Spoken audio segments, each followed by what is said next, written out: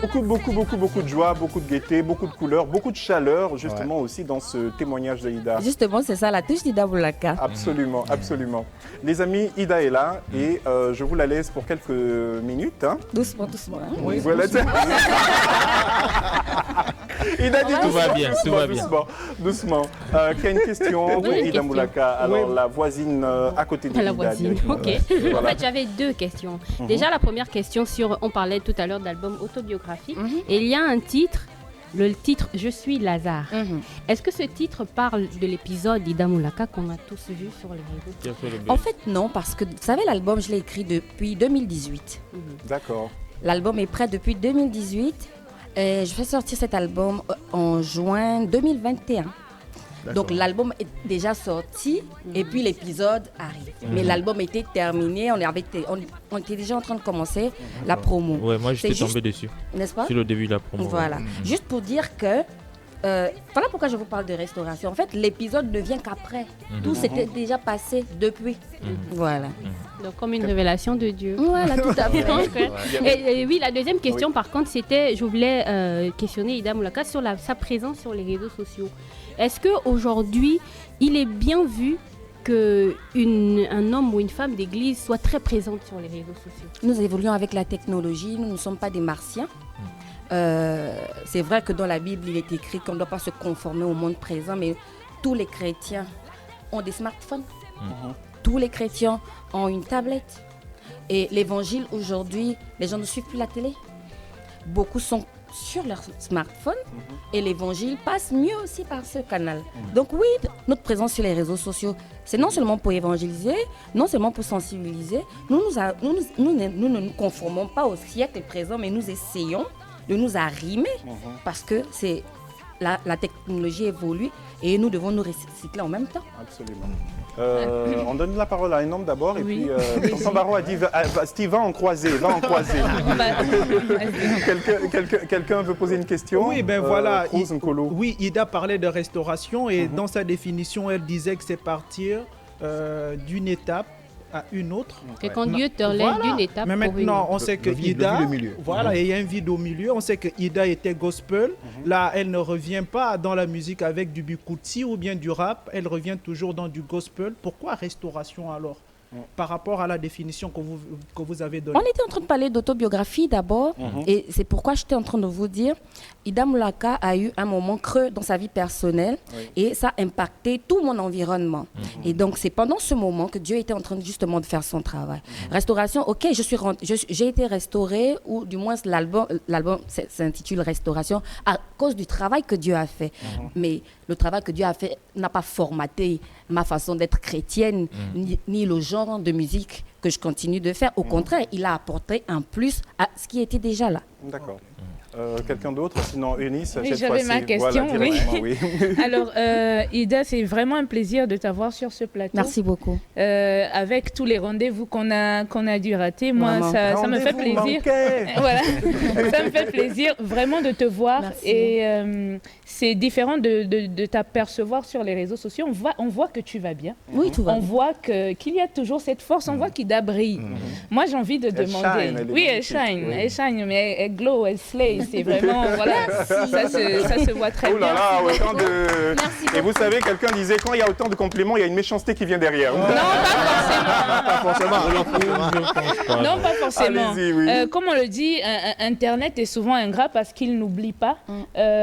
Ida est passée par un lynchage sur les réseaux sociaux et j'ai envie de dire la plus grosse partie du lynchage, malheureusement, est venue du côté de ses frères chrétiens. Aujourd'hui, il y a restauration. On sait très bien que après cette période, ça a été très sombre pour vous. Vous avez été lynché par vos frères. Est-ce que ils vous accompagnent dans la restauration ou dans la promo de l'album Restauration? Le premier être, sinon la première divinité à nous accompagner, c'est d'abord Dieu. Quand Dieu est d'accord, tout le reste se met d'accord en même temps. Donc, vous savez, le monde ecclésiastique est un monde très rigoureux. On est très rigoureux. Entre vous? Oui, le monde ecclésiastique est très rigoureux parce que, écoutez, nous avons on est à la Bible, limite du jugement aussi. Il y a des règles, il y a des principes, il faut les respecter. Mais écoutez, quand un soldat au sol, on ne le tire pas pour qu'il meure définitivement, on l'aide à se relever. Et, donc, il y en a un qui se disent, bon, elle a quand même Dieu, parce qu'elle serait morte quand même. À cause de ça, on vient me demander, mais finalement, comment tu as fait? Donc, c'est le comment j'ai fait là qui fait en sorte qu'il m'accompagne. Comment vous avez fait, Ida Moulaka? Parce que c'est formidable. Hein? On en parle. Et vous savez, dès qu'on a dit Ida Moulaka sur le plateau du Grand Banja, il y a eu comme une pression qui s'est installée. C'est dit, OK, est-ce que le Grand Banja va faire le politiquement correct? J'en discutais avec le manager d'Ida, qui dit, Steve, s'il te plaît, il dit, j'ai pas peur pour toi, moi c'est mon appui et je sais que Ida, quand elle se lâche, ben voilà, elle y va et tout ça. Et puis on disait que ben moi je me suis dit, en fait, des épisodes de Ida, il y en a beaucoup dans Libreville, dans le Gabon. Ça peut enseigner en fait. Qu'est-ce qui, pour toutes ces femmes qui sont passées par un moment comme le vôtre, ou peut-être même qui sont en train de vivre ce moment, c'est quoi les mots de Ida aujourd'hui pour se relever, pour se redresser, pour marcher? Comment vous avez vécu cet épisode, Ida Moulaka? La présence de Dieu. Vous savez, d'où l'importance d'avoir Jésus dans sa vie. Vraiment, d'où l'importance d'avoir Jésus dans sa vie, parce qu'à des moments, vous êtes en proie à des mauvaises pensées. Vous vous dites que bon, ça y est là, le rideau est fermé. Et c'est d'ailleurs ce que je dis dans mon titre, Je suis Lazare. Tout le monde te lâche. Et puis là, il ne te reste que Dieu. Et puis, Dieu te ramène à la genèse de ta rencontre avec lui, la base. On appelle ça chez nous l'alliance. C'est cette alliance qui, à la fin, vient et parle. Donc, comment j'ai fait, je ne saurais vous dire. Mais tout ce que je sais, c'est que j'avais Dieu, c'est que j'avais ma fille, Shalom Destinée, et j'avais une famille formidable autour de moi. Donc, il y a l'entourage. Il y a la présence de Dieu. Et puis, il y a toujours quelque chose qui vous maintient en vie. Et c'est cette chose-là qui va vous donner la force d'avancer. Qu'est-ce qui a changé dans votre vie depuis cet épisode? Ben, écoutez, depuis cet épisode, je suis divorcée. Et aujourd'hui, Est-ce que le divorce existe à l'église? Comment? Le divorce à l'église. Écoutez, le divorce n'existe pas ou qu'il existe. Écoutez, quand ça ne va pas, il faut partir au lieu de mourir. Vous savez, il y a une chantre qui est morte, nigériane qui est morte sous les coups de son époux. Donc, mon frère, entre répartis chez mes parents vivantes et répartis dans les comptes plaqués, divorce, là, on va faire. Donc, et Pacom avait peut-être une question. Oui, une question. Je pense qu'on a eu une idée avec une nouvelle facette, beaucoup de dons dans les orphelinats et tout ça. Est-ce que c'était justement la conséquence de cet épisode sombre de votre vie? Non. Parce que quand vous parlez de dons orphelinats, vous parlez des ateliers d'IDA. Exactement. Et les ateliers d'IDA existent depuis 2016. Oui. D'accord. Nous avons commencé cette œuvre depuis 2016. Et comme je suis en train de vous dire, 2021, donc juin 2021, début juillet 2021, quand tout ça arrive, les ateliers d'IDA ont déjà un programme bien établi. Nous avons déjà un cahier de charge, donc comme on appelle, un programme défini. Donc, ce ne sont pas les événements... Voilà, un plan d'action. Ce ne sont pas les événements personnels de la vie d'IDA qui vont arrêter ce plan d'action. Et il faut dire que ça a aussi été vraiment pour moi un moyen de m'exprimer davantage parce que j'étais là en train de faire ce que j'aimais et j'avais le sourire de ces enfants, les sourires de ces femmes qui m'encourageaient, qui priaient pour moi. Et voilà. Donc, les ateliers d'IDA n'ont rien à voir avec le fait... Parce que j'ai vu ça dans les réseaux sociaux. Ah ouais, elle fait ça pour se racheter. Non, les ateliers d'IDA existent depuis 2016 et nous étions juste en train de continuer notre plan d'action comme il avait été défini. Quelqu'un a une question piquante pour Ida? Si tu me permets. Question piquante.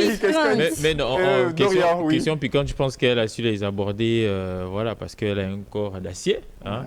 Moi, je veux rester dans le monde gospel gabonais. On sait bien qu'ils sont nombreux, ces artistes gospel, à sortir des albums, à sortir des maxi-singles, des singles. Mais on n'a pas toujours compris les objectifs de tous ces titres. En fait, vous, au niveau de Restauration, c'est quoi l'objectif concrètement à travers cet album? Vous voulez faire quoi auprès de vos frères chrétiens peut-être ou de la communauté, enfin au milieu de la population? Objectifs. Oui, parce que chaque album est censé avoir un objectif. C'est comme un auteur quand il publie un livre. Écoutez, nous sommes des chrétiens. Et je vais terminer aussi par là. Rester dans le monde gospel en tant qu'artiste, au-delà de ce que vous avez vécu, concrètement, comment vous appréciez le monde gospel gabonais? Parce qu'on sait qu'il y en a qui naissent et après qui s'éteignent. Beaucoup n'ont pas de longue carrière, mais jusqu'aujourd'hui, vous tenez la route. On vous félicitera aussi pour ça. Quand même. Donc là, il y a 2 questions. Oui. Écoutez, je vais répondre déjà à la première question. Les objectifs, je disais, nous sommes des chrétiens. Le premier objectif d'un chrétien, chantre, parce que tous les artistes gospel sont d'abord des chantres. Bon, il y en a qui n'ont pas chanté dans les chorales, mais la majorité ont commencé dans une chorale. Le premier objectif, c'est l'évangélisation. Nous voulons mener des âmes à Christ par nos cantiques. Nous voulons apporter dans les maisons la paix, la joie, l'amour que Christ apporte par nos chants. Ça, c'est le premier objectif. Et pour la deuxième question, qu'est-ce que j'en pense du monde gospel gabonais? Mais écoutez, nous sommes pétris de talent.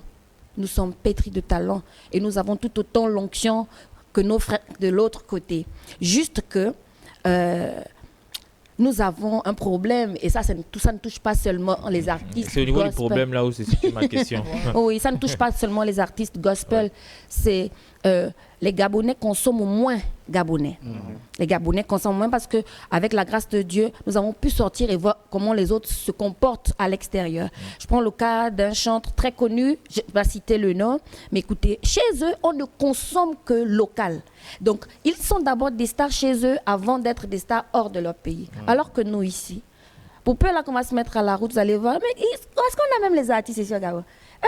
Ils chantent même quoi. Pourtant, nous avons des personnes pétries de talent à qui Dieu a déposé un dépôt. Tout ce qui nous manque, c'est les moyens de pouvoir nous exporter à l'extérieur. En parlant de moyens, cet album vous a coûté de l'argent. Est-ce que vous comptez rentabiliser quand même?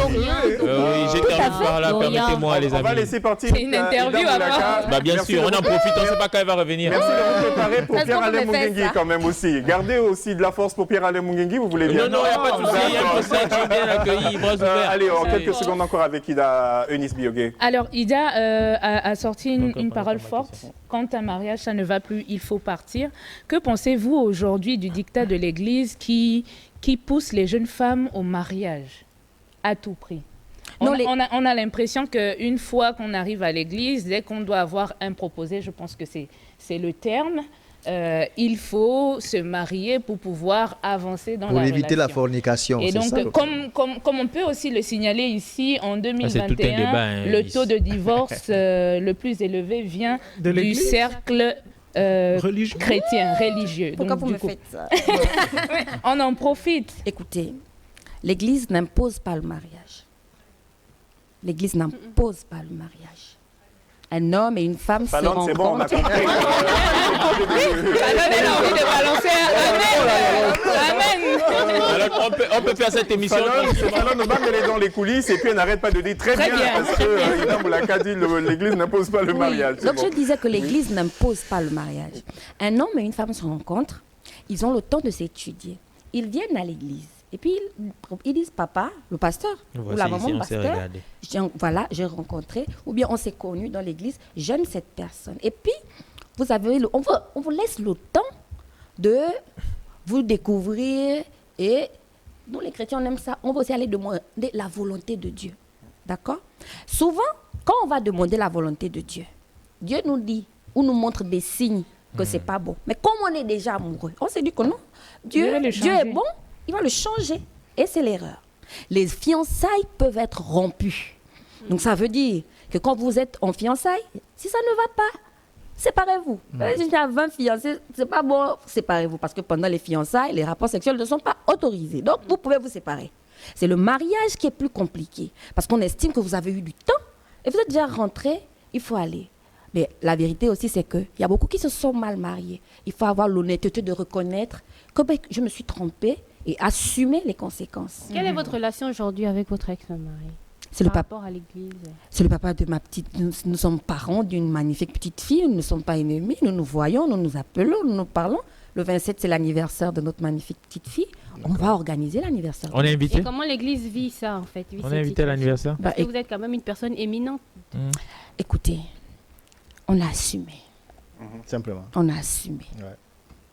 Ida Moulaka, merci beaucoup pour cette sincérité. C'est moi qui vous remercie. Où est-ce qu'on trouve l'album Restauration?